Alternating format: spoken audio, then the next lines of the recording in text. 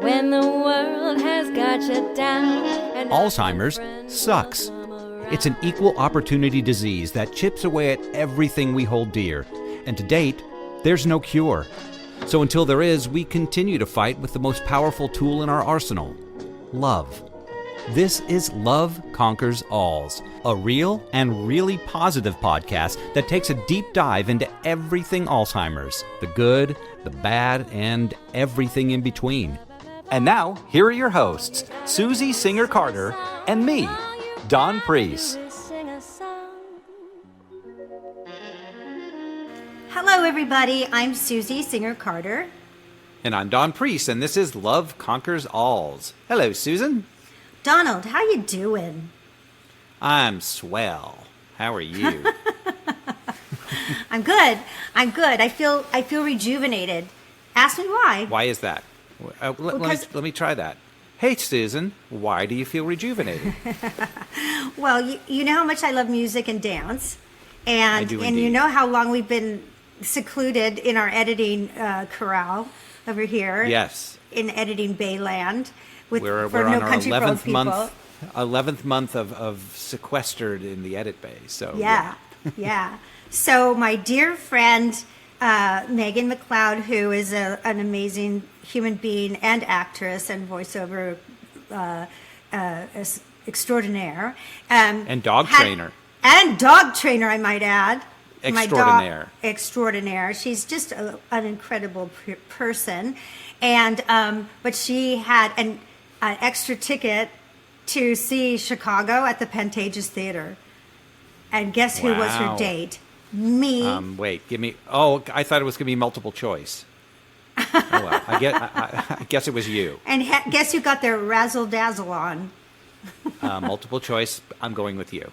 Yeah, and 5, 6, 7, 8. So anyway, it was such a great show, you guys. If you're in LA, this cast is extraordinary. I loved it so much, and I needed it so much. I was literally, and I have no idea why we were so fancy, but we were like in the 5th row center. Wow. So it was like I was on stage, and I felt like I just had like a fantasy that I was up there doing Fosse. Right? I was doing it. I was jazz hands? Any jazz hands going all on? day long. There was jazz hands. It was spectacular. It was one of the best I've seen, and I highly recommend it. And I needed it. It was the best therapy. I feel like a new me. I had something very similar while you were doing that. And? I stayed home with the dogs. That's it. But we did do jazz paws. The jazz pause, and you got your razzle dazzle on. Absolutely, yeah. That's the thrilling life I lead. Yeah, I wonder if people don't know our situation. So just a little inside info. So Dawn and I are best friends since I'm 19, and we are. Well, I wrote a TV pilot based on us called Single Ever After, because we are roommates and have been for 10 years after my last divorce. And we are just BFFs and work together. We're co-producers, and we produce everything together. And we have a lot of fun because he's scared of me. A lot of fun, totally scared. She's twice as strong as me. Which is, it's not good for me, but whatever. Although I let her do all the hard work, so that's good. True. I do. I am the handy girl. And now, first time in my life, I have 2 dogs. Never had dogs before, and so that's a whole nother. It's a whole new world, and honestly, if Don's never had dogs, and they love him so much. He is the favorite, and he loves them so much too. I do. Yeah. I don't like the things they do. That require cleaning up in the home. I don't like that at all. But no, they are special little chaps. Well, chaps and chapess.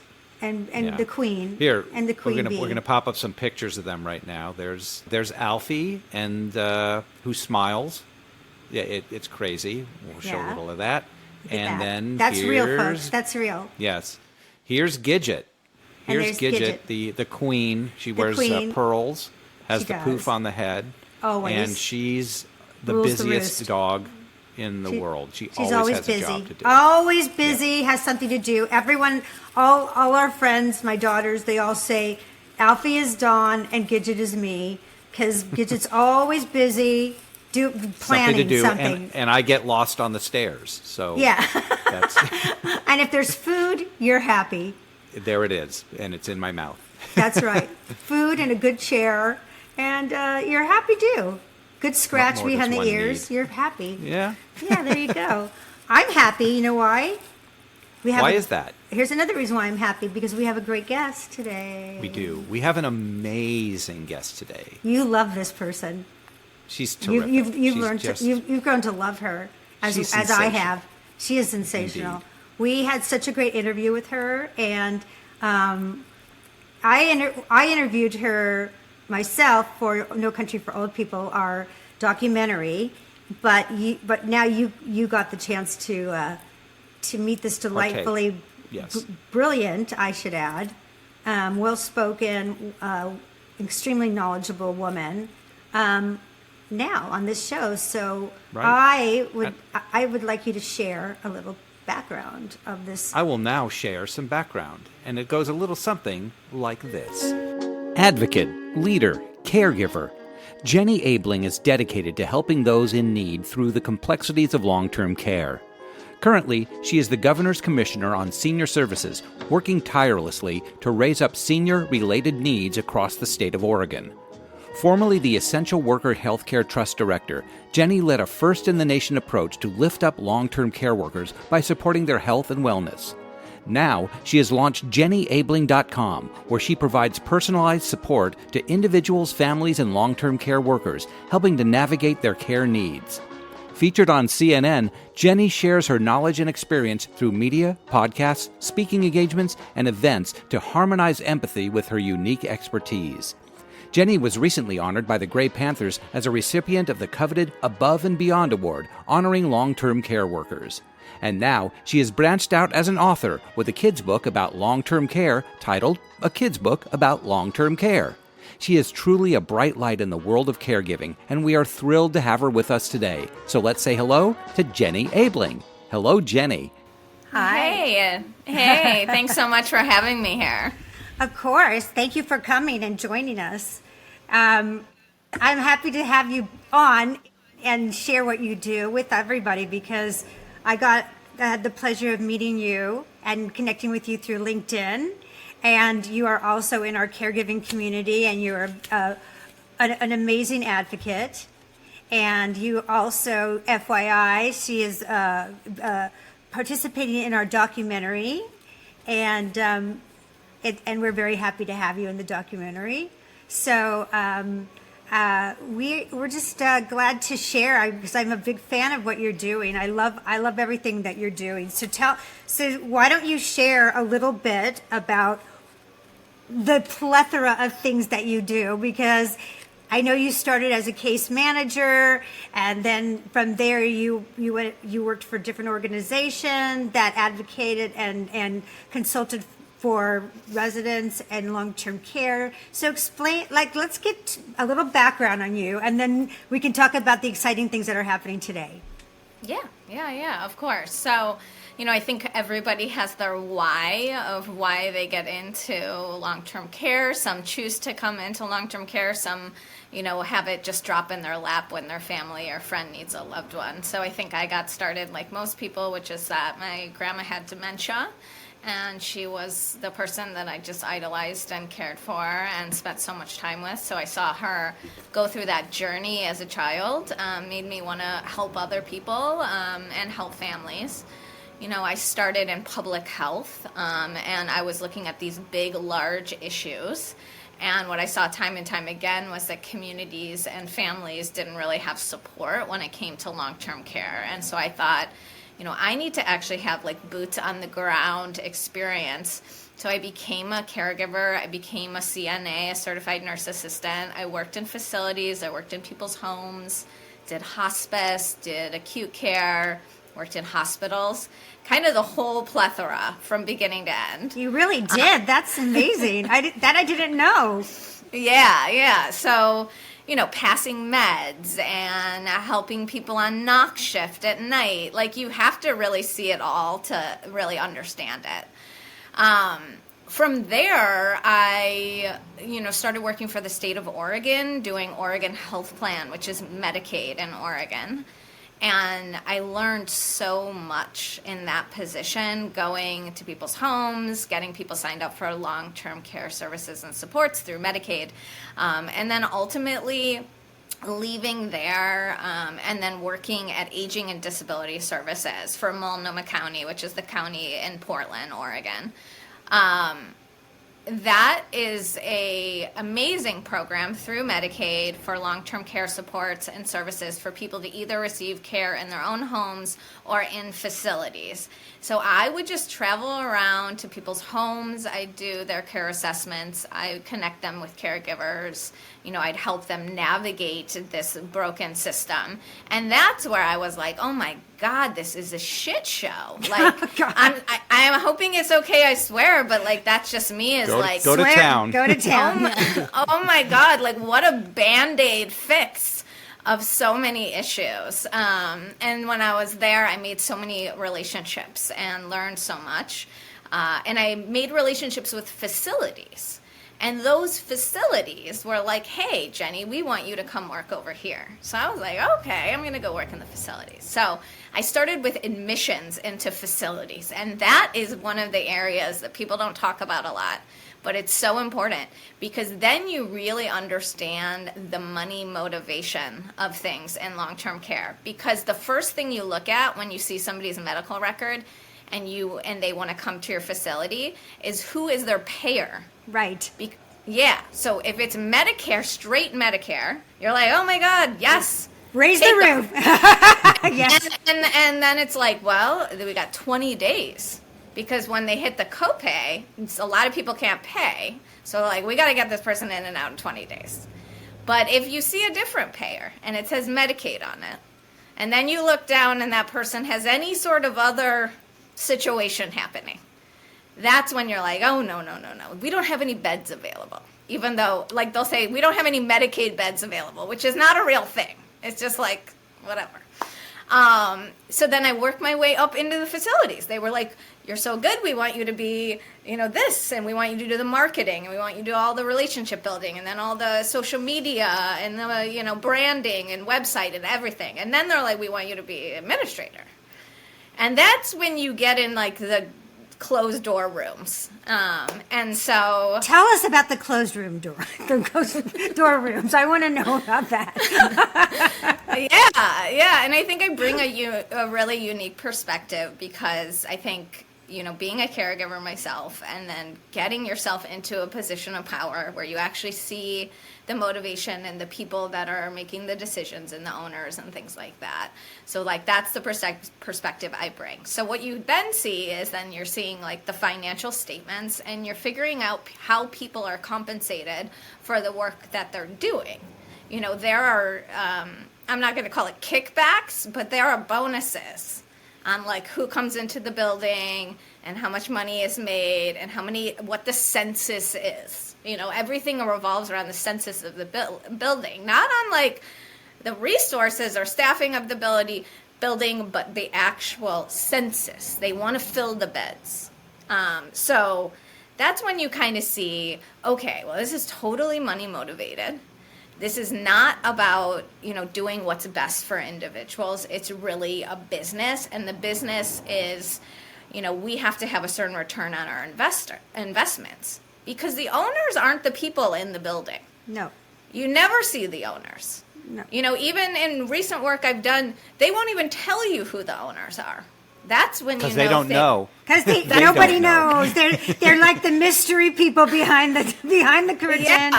Yeah, and I was just doing like a social media post about like, basically the private equity and real estate investment trusts. Those are the people who are buying long-term care. And you don't buy something unless you can make money on it or you can put a lot of debt on it. Right. And that's another thing that they're doing is they're putting these huge mortgages, like taking out ridiculous reverse mortgages on properties, Right. hiding debt that they already have, Right. that sort of thing, and kind of just scooping out whatever's available, either profit or debt. And bleeding it to death. They bleed it to death.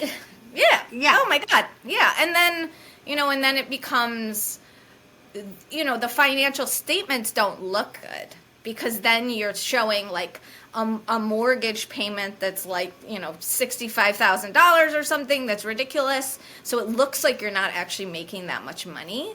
Right. And then it's easy to say that, Medicaid reimbursement is not high enough and that we need more money and we can't have any more staff, blah, blah, blah, blah, blah. Right. So recently I was running the Essential Worker Healthcare Program. This is a first-in-the-nation approach to helping long-term care workers. Started in the state of Oregon, so go Oregon. Yay. Yeah. Portlandia. Portlandia, yeah. And so this was a way to, support the health and wellness of long-term care workers post-COVID-19 pandemic, where people that work in long-term care suffered horribly Yes. because there was no support for these individuals. I was running an assisted living during COVID, and damn, was that a fucking shit show. Like, it was a wild ride. We didn't have any COVID cases, but that's because we literally killed ourselves. Like sleeping there. I was standing in front of the front door asking people not to go outside. I was the bad guy. And that was the way to protect people. But like in reality, we caused so much loneliness, so much depression, so much isolation. Oh my God, it was insane. And during that time, I thought, how do we help workers? How do we help consumers? I need to take this pain and I need to channel it. Because, otherwise I'm going to kill myself, basically. Like, You and me, sister. The stress was killing me. I literally was in the hospital at one point in the emergency room, and they're like, we can't find anything wrong with you. But I was bent over, like, could not move. And so at that moment, I was like, do people just not care? That's where I was at. I was like, do people not care? And, like, I'm a huge optimist, and I am, like, positive energy. But then I kind of took a turn for like, hey, actually, is this all corrupted? And do people not really care about our loved ones, our aging and disabled family members and community members and neighbors? I started going into like a bad place, and I was like, oh my God. I was like, no. This is what I'm going to do. I am going to channel all of this pain, and I am going to turn it into something that's beautiful, that's like a piece of art, and that's educational. And I was like, there's got to be like a two-prong kind of step of how we're going to go about changing long-term care, which is we need to talk about it earlier in life. So I'm sure you guys know this, but like I'm talking to 75, 80-year-olds, like community engagement people in Portland. They have no idea, and they are people that potentially maybe need long-term care soon, and they don't know it. And then you go talk to children, and they have no idea either, and nobody talks about it around them because it's too much.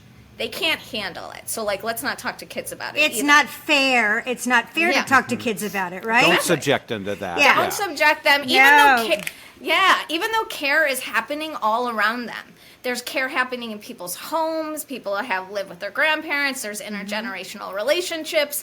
And then when the kids do come to a facility, because we never talk about it, and because it's seen as like, there's so much ageism and ableism in our country that it's like looked on as a bad place to go. I freaking love you. I freaking love you. When the kids come into the facility to like sing a song, that whole thing, the kids are scared. They're scared to death.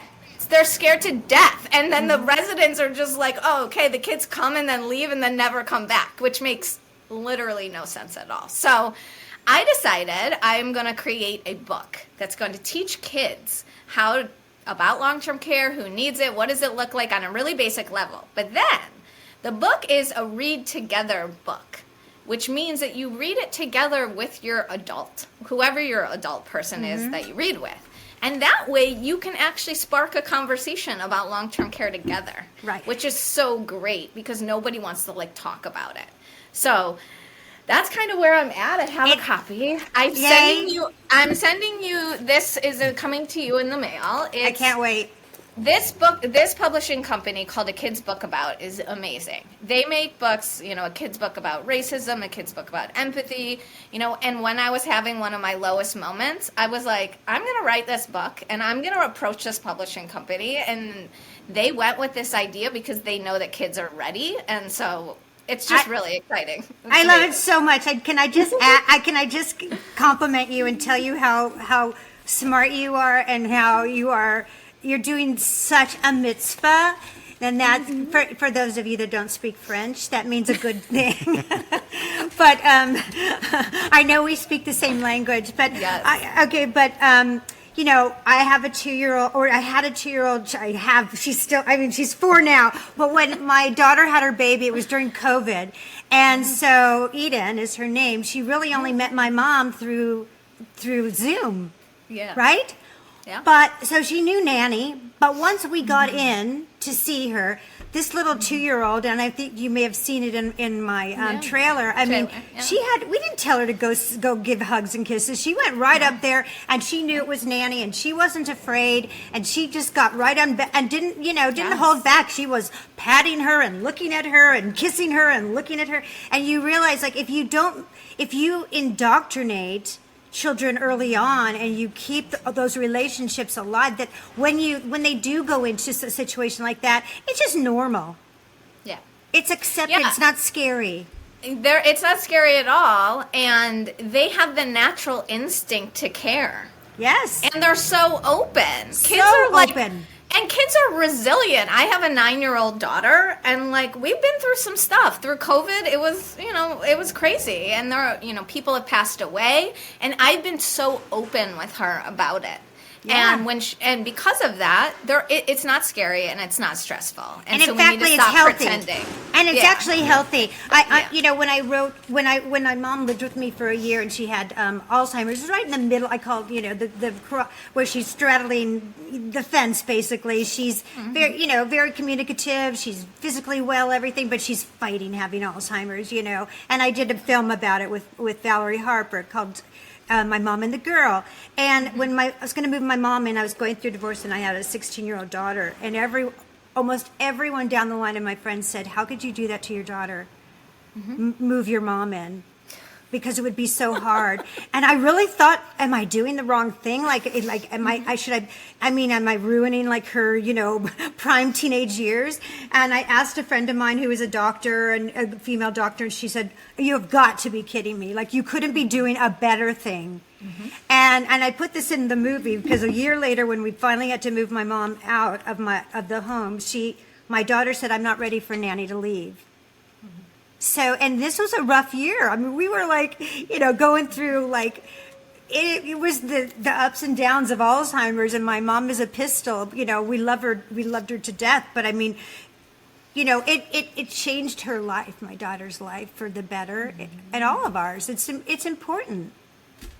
So what you're doing is amazing, and I love it so much. I'm going to read it to my 2 little baby girls over here. As soon as you send it to me, I'm going to read it. And I'm excited to, because I know Eden knows about Nanny having to live in another place, and we'll use Nanny as part of the example, and that's going to be so great, because that's a ripple effect, what you're doing. Yeah, and honestly, I know a lot of us are like, how do we change long-term care?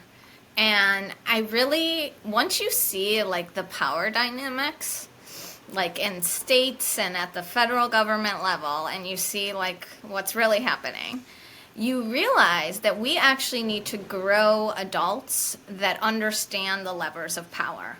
Because if you don't understand the levers of power and you're not educated, then you can't advocate and you can't change anything. So we need to teach kids about long-term care so they can grow up to be adults who actually know what's going on, and we can say, hey, we don't want this to be like this anymore. But so, Jenny, in your opinion, we're on a mission to make that change, sooner than later, because every minute that goes by, I know somebody's suffering, right? And it's very difficult to think about it, but I have to. That motivates me. And how do you see, if you if you could, wave a wand, like what would make the change in those levers? Like, how can we change that? Yeah. I think everything is money motivated. So currently we have a patchwork system of Medicare and Medicaid. And like I said, the payer of choice is Medicare. So the ideal thing would be that we move to a single payer Medicare system that expands to long-term care. Because when everybody's in, it would make a level playing field for everybody. Because when you're on Medicaid, whether people want to admit this or not, you get worse service. Also, we shouldn't have to spend our life's worth and our family's wealth to pay on to Medicaid and then have Medicaid pay for us, and then Medicaid come back and say, hey, by the way, here's our estate recovery and we're going to pull all of the money out of your That's right. family. So it's scooping out the middle class of this country, literally. Because people are paying private pay rates just to pay down to Medicaid. But once you get on Medicaid, you're basically a ward of the state and where that facility will accept you, and you have to accept the care that's provided there. You don't really have any options. So I'd say we have to move from, basically moving into a poverty situation, which is Medicaid, and you can't have more than the resource limit, so it means that you have no money. You have no money to help your family. You have no money to help your community. So this is another thing that's separating us. So I think from a money perspective, we need to move away from spending down all of our money, all of our generational wealth, and move to a Medicare system that actually pays for long-term care. Like, you shouldn't have to do that. You should be entitled to be provided for. And this is a perfect example I say to people all the time. If there was a drug, if you were a pharmacy benefit manager and there was a drug that treated dementia, Alzheimer's, schizophrenia, strokes, whatever you want it to be, we would pay for it because the insurance payers would pay for it. But because what people need in long-term care is caregivers usually. Mm-hmm. They need time with people. And because of that, that's not paid for. Even in the Medicaid system, it's so hard to navigate just to be a paid caregiver. It's ridiculous. Right. So it's like we need to move to a system where it's like not money motivated, and we need our payers to be forced to pay for what is needed, which is caregiving, community, helping people stay in their own homes, ideally would be the first thing. What's it going to take to make that happen, though? What we obviously, because this is so money motivated, which goes to, people getting, in other people's pockets, our politicians in particular. How do we break that?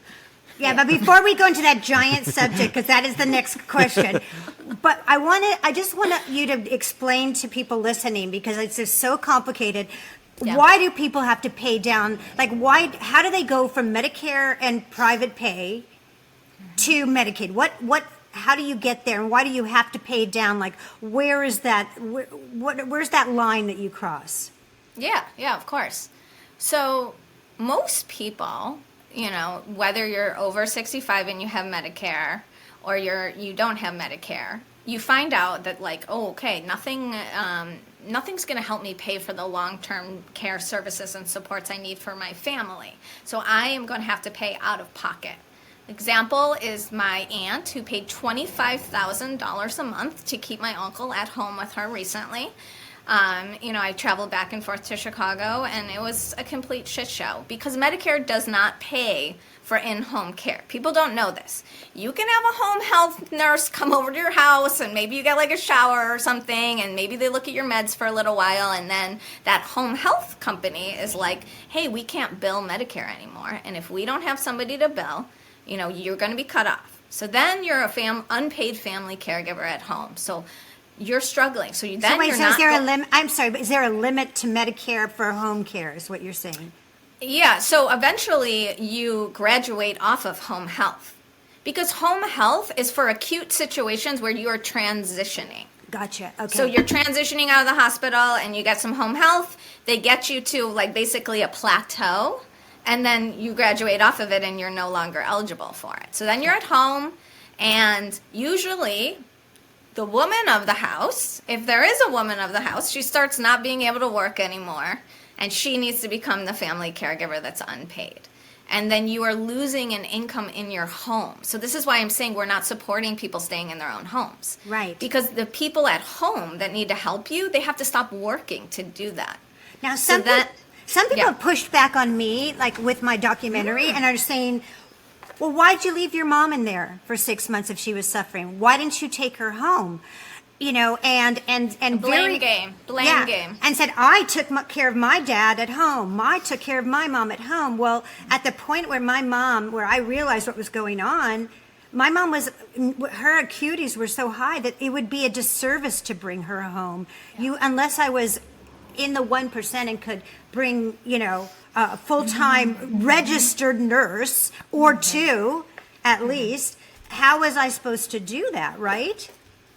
Yeah, and that's because everything in this, industry and country is put on the individual. So it's like, why did you not take care of that person? You should have stayed home with them. Well, we know that people have to pay their bills, people have to work, Also, when somebody's acuity becomes so high where you need multiple caregivers, which is the situation that's happening to many people, is that people need two-person assist. How are you going to provide two-person assist at home?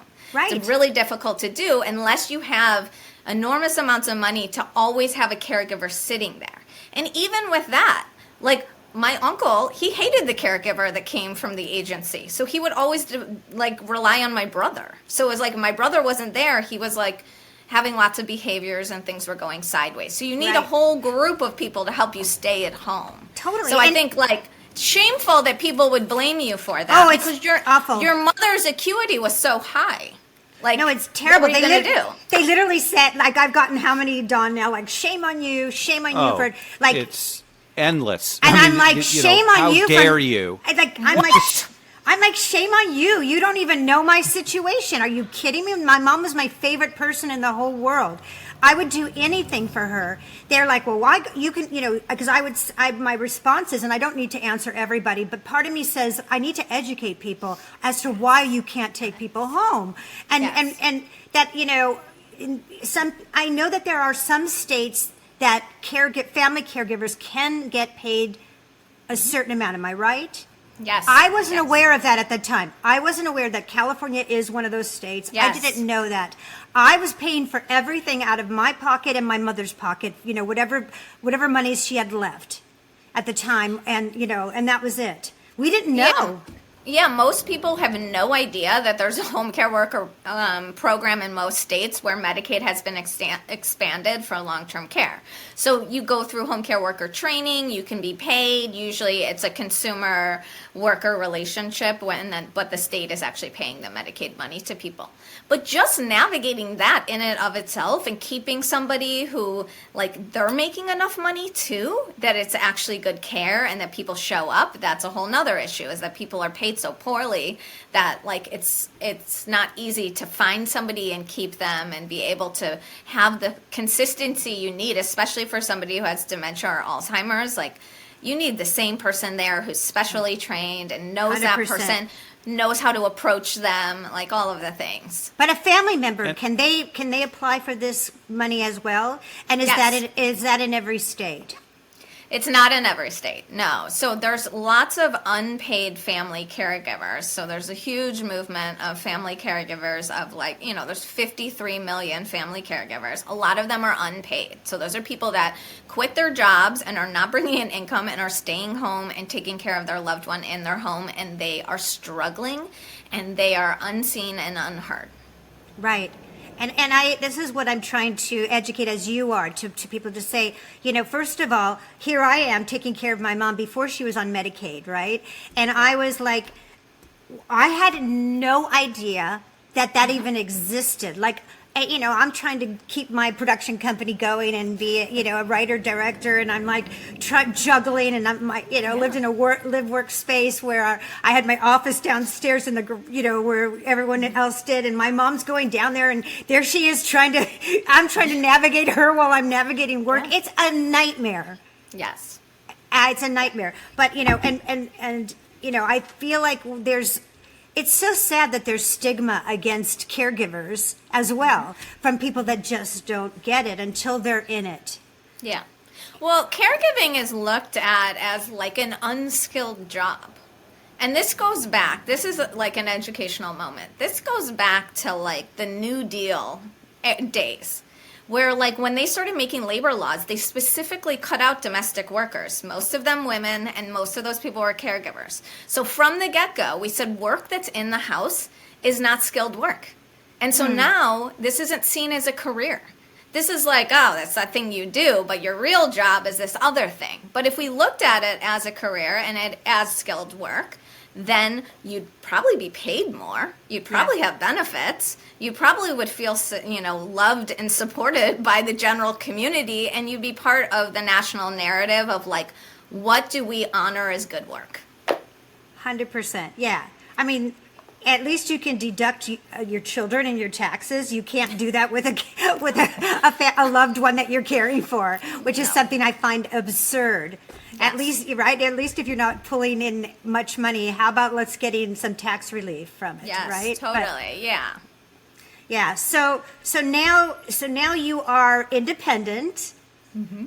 And my God, first of all, you need to do a TED Talk on all this so that everyone understands how it works. People have told me that like many times. No, it's true because we need people to, I'm doing it through my documentary. Dawn and I are doing it, and we're being as bold and as transparent as possible. And if people, like we've screened some of it to a few people, and we're showing everything.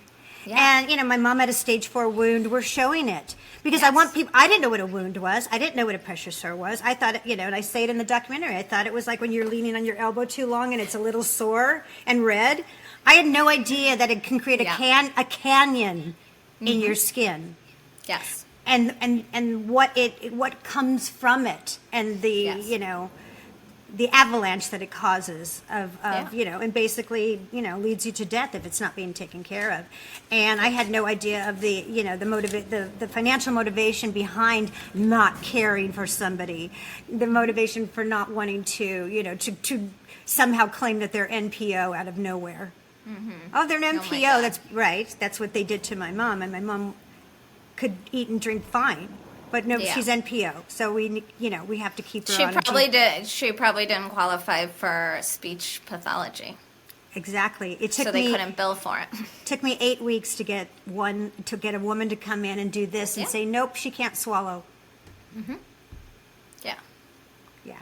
So those are the kinds of things that we're trying to reveal.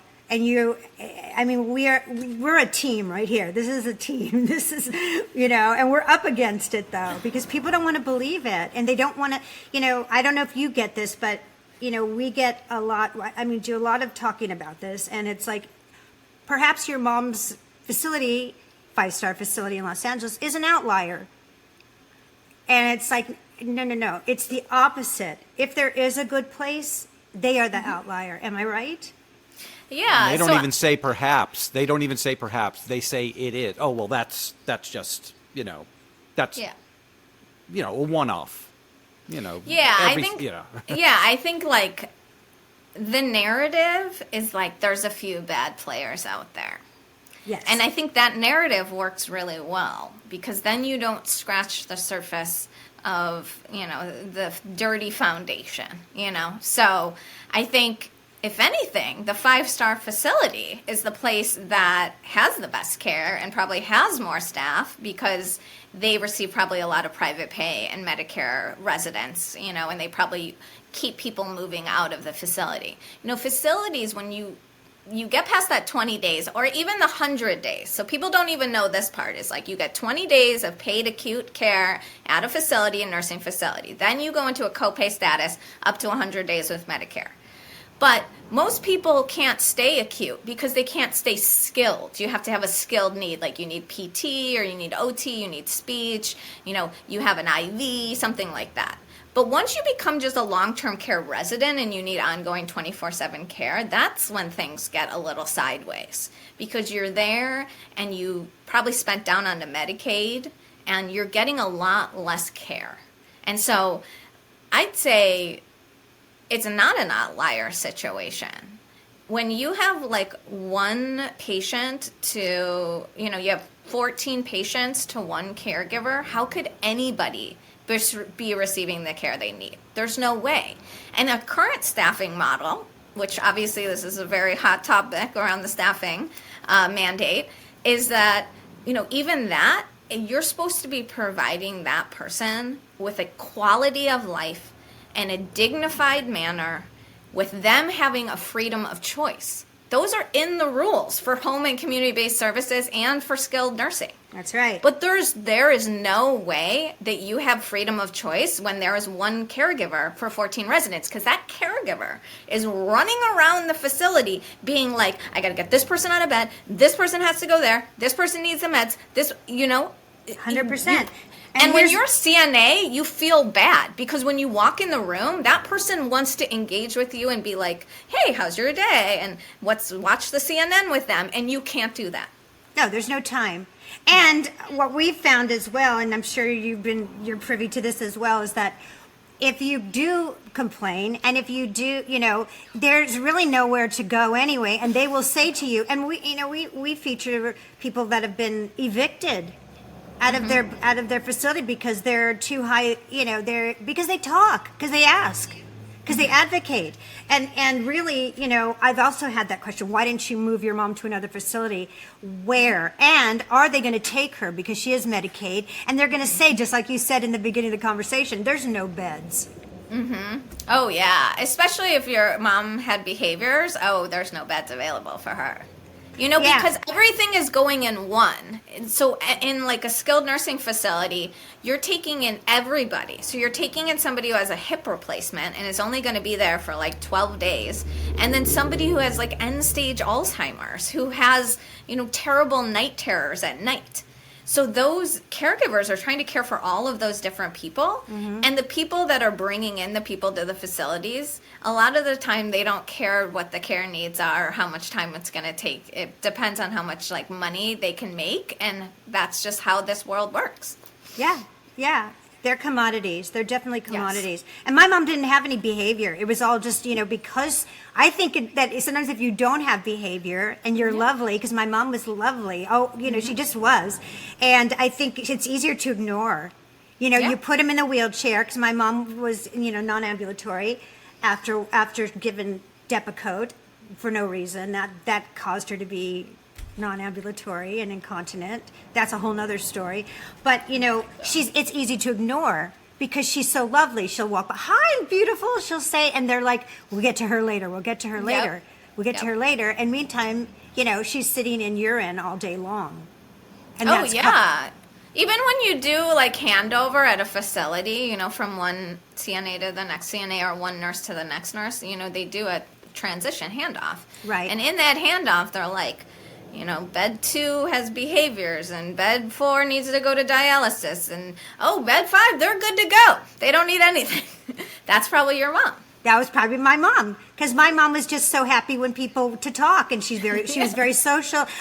God, you're gorgeous. God, hello, handsome. She was like that, right? And so they were like, she's terrific. We don't have to bother with her. And I really do think that that's what happened. And then it exasperated during, COVID, because then they really were isolating everybody. And so, and then that's when the proverbial shit hit the fan and that's, I wouldn't have known until, obviously, anyway, but the point is that there is no place to go. There is no other place to go. And even if there were, how are you, what are you trading? One devil for the other devil? What are you doing? And then you're disrupting this person. So you really are in a situation where you're dog paddling for the one you love. Yes. And you're trying the best you can not to anger, not to create combative situations. And I'm like you. I'm Pollyanna. I'm the girl that was always the positive and very right, Dawn. I'm like, hi, I'm have the disease to please, so I don't want to. I don't want to disrupt the ship at all. But it comes to a point like you, or you're just like, am I on another planet? Like, what's going on? Watch my mom swallow. She swallows. Look at her want to eat. And they're looking at me and saying, no, she cannot. We're not going to do that. And if you want to do that, take her home. And when you're in it, you don't, and without this knowledge, you don't know the forest you are in. You have no idea that this is happening and why these things are happening.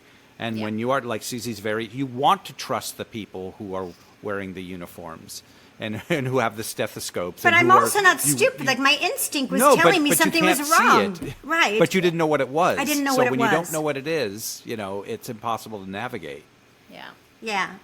And then you're playing whack-a-mole because now it's like a whole avalanche, and it's one thing triggers another thing. So then you're like, what do I address first? And how do I address it? Yeah, and if you start addressing things, then you become the bad guy at the facility, which I'm sure you became the bad guy at the facility. And then we'd be like, oh my God, Jimmy Smith's family's here again, and oh my God, they're causing a fuss, and people are avoiding you. Yep. I mean, even I became the bad guy, and all I would do is ask where can I get a chair, and it was just like you literally like they would just stare at you and not even answer you. Yeah. It was that And I didn't even do anything wrong. I didn't do any, like, we were so nice and kind to everybody. I was like, what can I do to help you? What can I do? And like, it just, it really was eye-opening for me. It was really the motivation. I could not do this film because I was blown away about how brazen the administration was and how dedicated they were to that business model. That they lost all morality. As to and for you saw that firsthand, and a really, really sad moment in our time where so many people were neglected. And it's not like things, it's not like the staffing changed immediately during COVID. It just exposed. COVID just exposed what was happening. And now what we need to do is day by day, we have to talk about it every single day, like we're broken records, so that people don't forget. Because it's like, during COVID, it was such a big deal. And like all the essential workers and the heroes and all of that. But in reality, it's like, people have almost forgotten about it. So now that we've kind of got a little transparency, we need to keep that going. Right. And so what do you think about what's going on now in terms of, the minimum staffing mandate that was proposed by Biden, and then now, just in the last month, we have these senators and the lobby that are now, proposing a bill to stop that under all circumstances. And am I, and mind you, if you're, listeners, that mandate anyway was below the standard. It wasn't even at the standard that studies have shown that we need. It was below, and now they're trying to fight that and say that if you, again, it's the same rhetoric.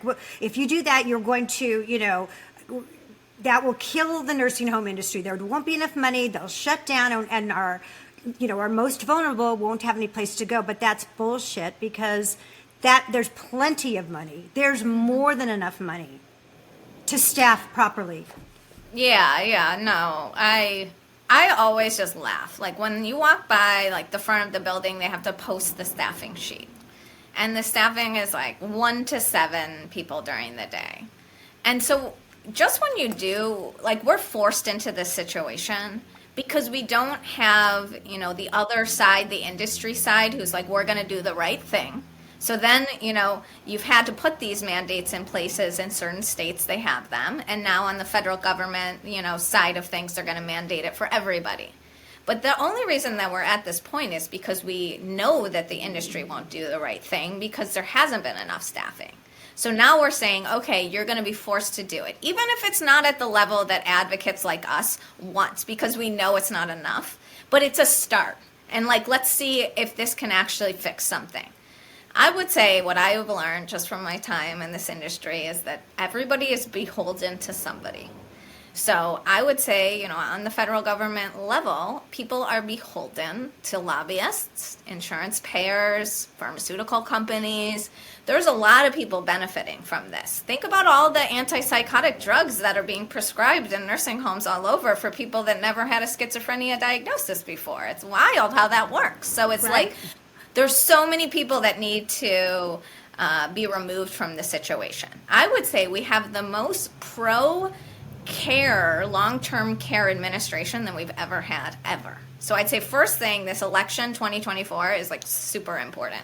We have to have, Joe Biden to continue on because he has signaled in so many different ways that, hey, we are going to push forward and we are going to make change. We also have support from like senators like Warren, Senator Sanders, Senator Casey. These people, they know. But the other side, they also are beholden to the industry. That's and the industry is very strong. Very strong and very rich. Between them and the pharmaceutical companies, whoa. Okay, according to our partner, Rick Montcastle, who prosecuted nursing homes, the nursing home industry is probably stronger than the pharmaceutical, and he also prosecuted, Purdue Pharma and Abbott Labs for Depakote, and won. But and he reckons they're stronger, and why? Because they're under the radar. That's why. And I'd say another reason that they're so strong that people don't know is they're smart. They have embedded themselves in state, local governments. They've also embedded themselves in the federal government. That's right. Where they are relying on the industry people for functioning, like operational functioning. They serve as consultants. They're the elder advocates that show up at all the meetings and the scheduling of meetings to have other meetings. They're there everywhere. They show up. And that's because they have time and resources to do it. So when you go to these meetings, I serve as a commissioner for senior services for the state of Oregon for the governor.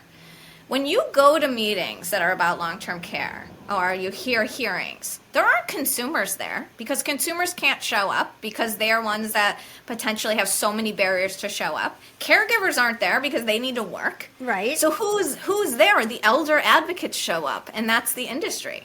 Right. So they're just embedded everywhere. So how do we fight that, Jenny? How do we fight that? Because here's my idea. I mean, this is what I am proposing: is that we need a movement. We need to shame we need to shame the politicians that have allowed this and are benefiting off of these people that have embedded themselves within the system. And if we let them know that we know as a collective, as a major collective force of people, I mean, we are the only currency. We can't fight the lobby with currency. Cash, but we can with power and with the strength of a collective, right? So and talking about California, and I say this a lot, is like Gavin Newsom, he's priming for the presidency. So, hello, your constituency knows what you're up to. Fix it and stop doing it. And really, step up and stop taking, campaign contributions from the lobby, which he does. And, he got caught for one and ended up giving it to charity. Not good enough. Stop doing it altogether. So the only way we're going to get that to happen, I think, is through a movement like MAD, like Black Lives Matter, like Me Too movement. Yes. On the ground, the pussy, pink pussy. I mean, and for all of the people that are caregiving, they'll participate virtually. But we have to go throughout every city nationally. Yes. We have to let the politicians know and our federal and state government know that we know what's going on. And this is our money. Medicare and Medicaid is paid by who? Yeah. Us. It's our money. It's our tax dollars are paying private equity companies to not take care of our families. To hurt us. To hurt us. And it's for all of us because, God willing, we're all going to get older and we're probably going to need some long-term care at some point. Oh, God, and God forbid it stays the same because it's only getting worse. Am I right? It's only getting worse because it's turning into the individual nursing home can't survive because they've got all these there's no competition anymore. So it's becoming monopolized. So that's my proposal, because I know that there are some good players out there, but how do we engage them for every, like the few amazing politicians that you mentioned, they've got a laundry this long because there's so few people like them. So, I think the public needs to we need to take this problem into our own hands, because and to the ballot box too. We have to take it to the ballot box. We have to, it's more, we can shame these politicians, but if they're not in power anymore and they're voted out, and they know we're going to vote them out, that's part of this too. And it's so hard because the nursing home lobby, they're like a wolf in sheep's clothing. They're presented, their image, their marketing is all, we're here for the nurses, we're here for the residents. You look at their commercials and you go, oh, they're so nice, they're so great. They really are looking out for everybody. And it's the complete opposite. And their marketing's brilliant. Yeah. I mean, it really is. Well, because there's no transparency. There's no transparency. So, it's like, it's legal. It's legal corruption is what it is, because the way the system is set up, the way CMS has set it up, and the lack of oversight, lack of enforcement, all of that stuff, it feeds that machine so beautifully. And so to game the system is frankly quite easy. Yeah, and I would say, Don, you're right, is like, first of all, we should be demanding from our elected officials and politicians who want to run for office, what is your care platform? Like, this is a huge issue. Like, people want to talk about climate change. People want to talk about, the war in Israel. What about what's actually happening to our families every single day? Like, what is your stance on care? And most of them would probably be like, I don't know. Like, what are you even talking about? Right. But, like, the majority of us care about this. Right. One of the reasons that I think it's not such a big political issue is because we haven't successfully woven this subject into our cultural narrative. So that's another thing that I'm, like, really focused on, and I know you guys are focused on, too, which is I started a production company called Gal Pal Productions. I met a filmmaker last year, and she was like, if you don't tell the visual story in the medium that people are watching right now and it get into the general population via social media or whatnot, nobody cares about that. So you need to weave the story of long-term care into the cultural narrative, which is what I think you guys are going to do with this movie that's coming out. Is like, this is going to be the conversation starter. People are not going to be able to look away. So, like, I think what we do next is we also have, like, people that are champions on social media who are calling these people out and being like, hey, why did you vote the way you did? And, like, we need to be kind of as aggressive as they are, and that's not my standard. But I think I'm at the point where I'm so frustrated. Like, in my last job, one of the reasons I left was, like, because employers were involved, and I need to be unbeholden to anybody. That is where the problem is that people are beholden. If you go on your Secretary of State website in California, you can look up your local politician and see how much money the local lobby has given to those people. And what you will see, and what I have seen, is that they are giving to everybody. And when I try to... That's just on the surface. But that's not what's happening underneath. But because we were going to show those charts, but they don't show... have a list. We were going to have a list, a rolling list at the end, credits, but it only shows part of what they get. $5,000. Yeah, it says $5,000. It says $2,000. No, what we want to know is what's going on in the alleys, because that's what's happening. Yeah, and I think it's also like... You're not donating just because that person needs that $3,500. What you're doing is you're signaling to them that, like, hey, you're going to do what I want. When we make these rules, when we enact these policies, they are front and center being like, operationally, the employers could never do this. Oh, they could operationally never handle those things. You're going to bury the industry, which is just not true. They will find a way. There's no reason why people are coming into this industry right now if people weren't making money. That's just not how that works, Exactly. No, 100%. Oh my God. Well, we're at an hour. I just want to talk to you like all the time because we're all so on the same page and we're so cut from the same cloth. In a way, that I think that you're very similar in your heart that I am, and it pains me, but it also angers me too. And that's what I said when I first started this project. I said I want to punch people in their hearts so that we can wake up their hearts, and I want to punch them in the stomach so we can activate them to say, hey, wait a minute, this is wrong. And, and there's two things that we always say is like, if you don't have empathy for our most vulnerable and for our elders, think about your own pocketbook and that you are paying this money and it's not going to go to you because these companies are extracting over 60% of the profit. Yep. How can a business run on less than, 50% of their, it's ridiculous, but that's what's going on, if not more. That's all that we have found so far. But that's the latest research that UCLA just did an amazing research of transparency and found these numbers, but that's awful. So and that's your money. So, if that doesn't motivate you, I don't know what does. So, and also ageism, we have to get over that. We have to figure out a way. Yeah, everybody is so siloed by age and ability.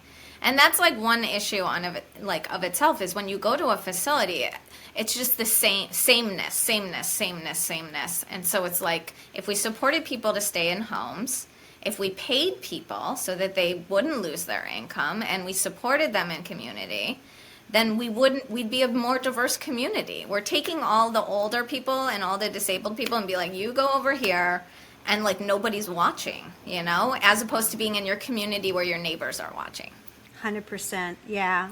Well, I'm team Jenny. And Thank you. I love you so much. I love everything you're doing. I want us to, always work together. Okay. Yes. Because I think that we're on the same path and I want to, we are. Help you as much as I know you're helping me. So let's do this. Thank you so much for everything you're doing, for your brilliance. Your parents, I'm sure everyone's so proud of you. You're just a really brilliant woman, lovely person. You have a giant heart, and you deserve the best of everything. You really do.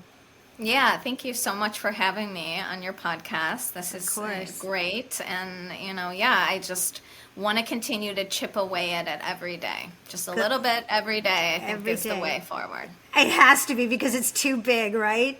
Like if you think about the scope of it, I actually get nervous. It makes me, it's very scary. Can't wait for everybody, this book, for you, tell everybody the name of the book so we know it's coming out. It's long-term. Tell me the name of the book.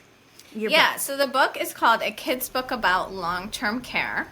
And it's available on Amazon. It's available at Barnes & Noble. You can find it anywhere on the internet, basically. And I've teamed up with a few national organizations as well that are featured in the book. And those organizations are Consumer Voice, Caring Across Generations, SEIU, a lovely woman, if you don't know her, Teepa Snow, and Positive Approach to Care. She's fabulous. She's in our documentary. I'm obsessed with Teepa, and an intergenerational community called Bridge Meadows, who are planning to expand nationwide soon, and is a really interesting model of care as well, where we do have a more diverse community-like approach. So go find the book. It's coming out April 2nd. I'm so excited to share it with everybody. It's really a conversation starter for you and your family. That's so great. And we're like literally like walking parallel because we work with Consumer Voice. National Consumer Voice is our fiscal sponsor and our partner on this project.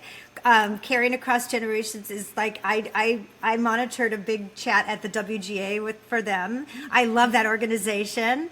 And what was the other one you said? There was, SEIU is the union that is across long-term care, so they're involved. SEIU International, I love them. Yeah. And Teepa Snow. Oh, and Teepa, there you go. Yeah. And Teepa's in our documentary. I think I just love her. And so there we go. Okay. All right. Well, all right. Thank you so much. I love you, and I love you, which brings us to what, Dawn? There's so much Well, love here today. you love her. We all love each other. There's love everywhere. And that, you know why? Because love is powerful, love is contagious, and love conquers all. So we thank everybody for watching and listening today. And please like, follow, do all those things, and definitely like and follow Jenny Abeling. Her work is truly amazing. And my dog thinks so, too. Even our dogs agree. Yes, so we thank you, and we'll see you next time Absolutely. on Love Conquers All. Take care, everybody. Bye. Sing a song.